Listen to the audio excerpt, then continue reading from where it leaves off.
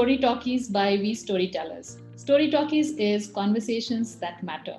Today we bring to you Sandrine Bardot, who is an accomplished total rewards consultant with a Middle East flair. Sandrine brings with her rich experience in the field of performance, rewards, compensation, and all HR associated fields.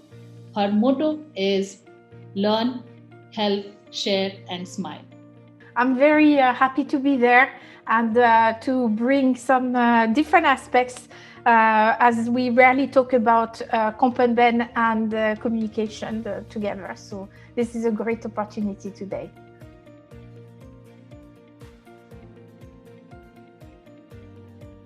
And I came across something that you talk about neuroscience and communication and compensation. I think you put it as heuristics, mental heuristics.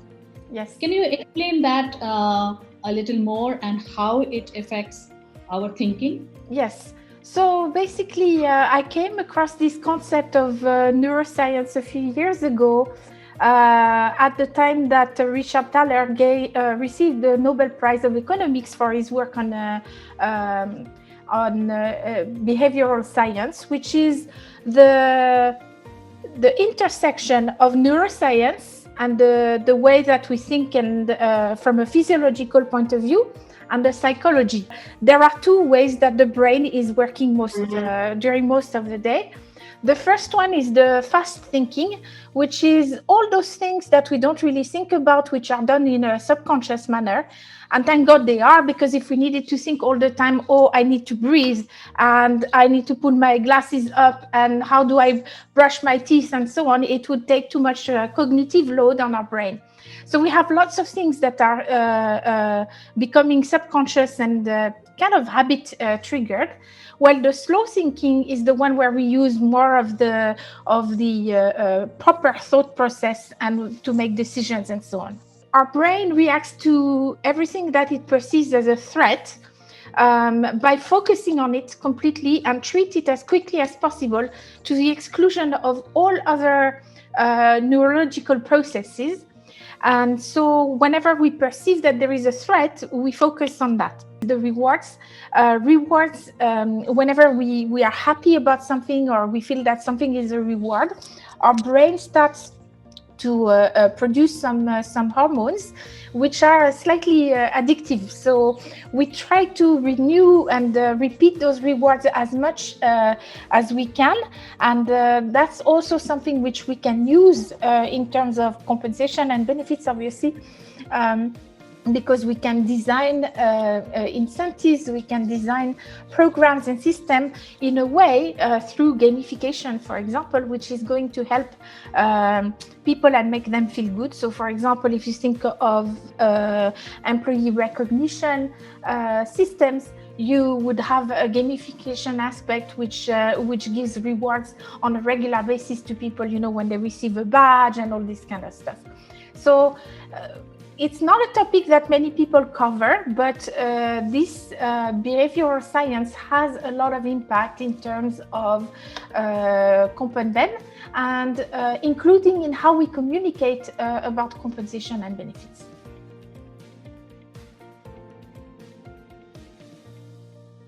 So can you share an example that impacts communication when it comes to compensation and effects of neuroscience on compensation? Yes. So, for example, there is an example which is called anchoring. And anchoring is one of those heuristics.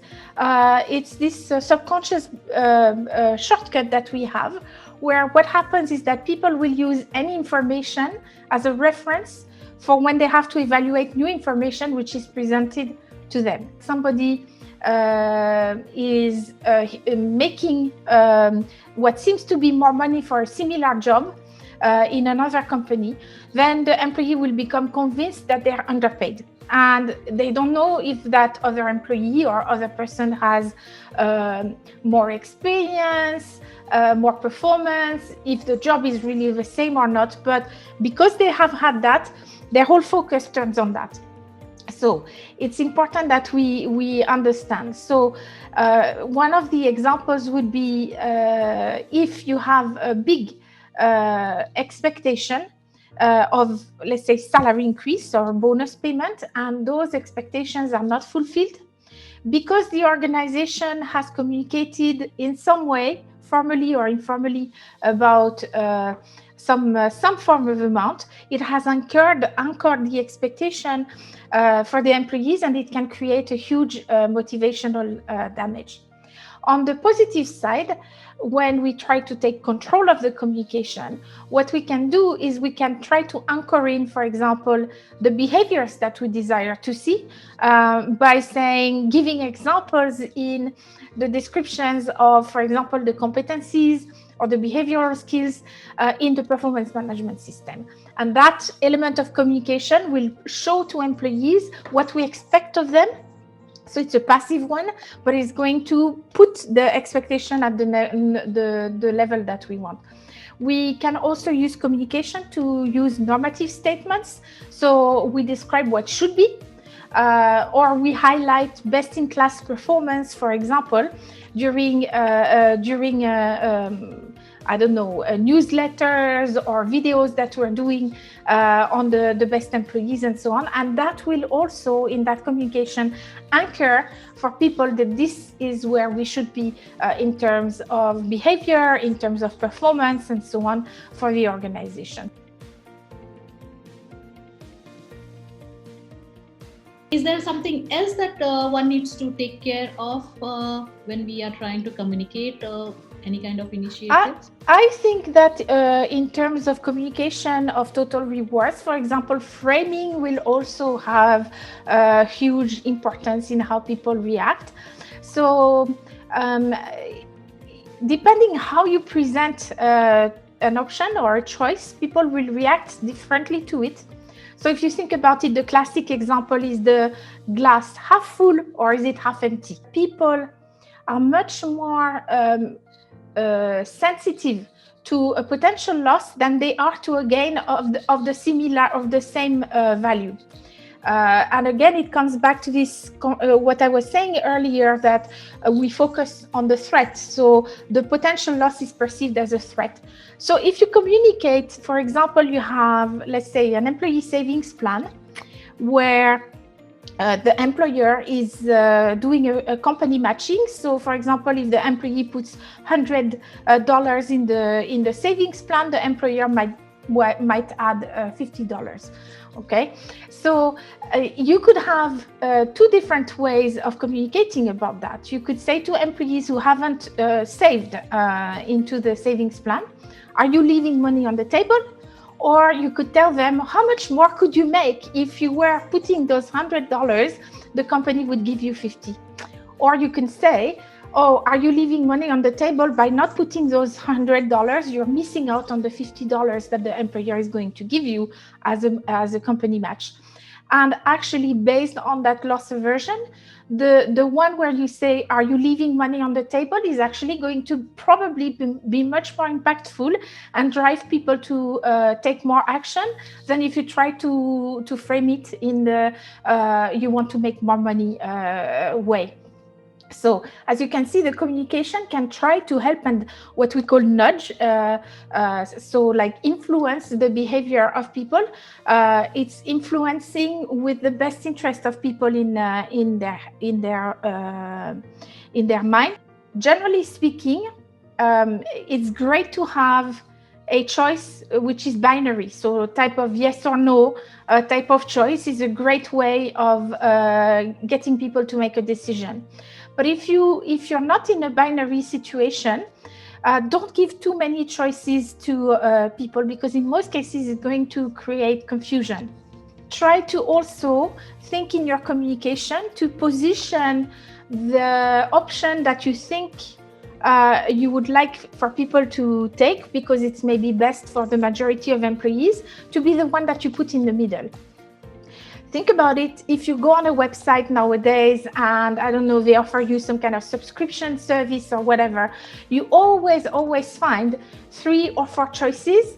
And usually the one that they want you to take, that they call best or gold or, most sold or preferred, etc. So that's anchoring, because they're creating the expectation that's the one to take. But it's also put in the middle, because people, when there are three choices, they don't want for themselves to perceive themselves as cheap by taking the cheapest one. They don't want also necessarily to think that they're going to spend a lot or to be a bit frivolous with their decision making. So typically the choice in the middle is what most people are going to take.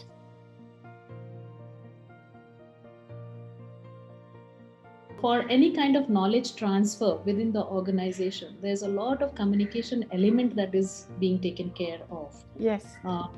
So do you have an example in mind, a specific one where communication and knowledge transfer went hand in hand? Yes. And how it impacted? Yes. So a few years back, I was helping this client of mine, which was a government entity in the UAE, to go beyond the traditional training that you would normally send an employee to. She had developed a whole host of processes and systems. So an internal vlog where people were talking about either their passions or topics related to work. There was an internal podcast also for people to share their knowledge. So all those initiatives were very nice because it was a mix of communication techniques and communication, I would say, modes of communication, by video, by blog, by audio, by face-to-face, and combining those to ensure that the company was changing its culture and coming into a culture of more communication that was coming from the ground up and peer-to-peer communication, rather than the traditional communication channels that are top to bottom and sometimes bottom to top, but less frequently tends to be more like top to bottom in a lot of organizations.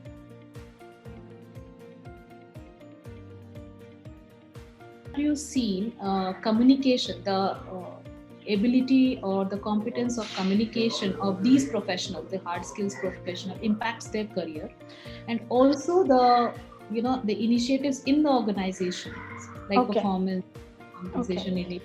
So that's a very good question. Basically, I think that in any career, and especially at the beginning of the career, most of the skills that the person is going to get need to focus on the technical aspects. You need to build those technical skills in order to be able to grow into the job and to bring value to the organization. But as you get, and it's not to say that the soft skills or the behavioral skills don't matter, but in the beginning, and especially if you're in a job which is more like hard skills focused, yes, it's going to be important that you demonstrate your technical expertise. But as the person gets more senior in the job, all those behavioral skills, and especially communication, for me, being the basis of so many other things, such as influence and negotiation and relationship management, and even things like being able to prioritize and negotiate with others what should be done first, and so on, will be based on soft skills and especially communication.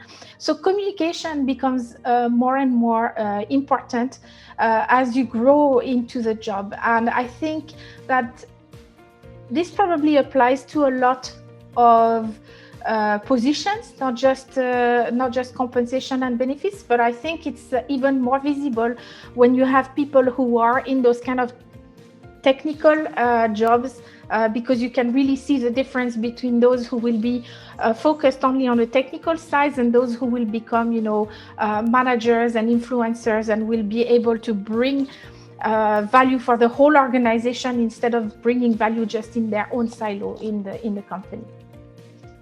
Thank you so much, Sandrine, for this conversation with us. We really enjoyed it, and we covered topics encompassing compensation, total rewards, performance, and communication. So it was really interesting to learn a lot about the role of communication in the success of all the technical HR stuff that goes on. So we will be back with more story talkies very soon. So thank you for listening in. Thank you for tuning in. Thank you. Bye bye.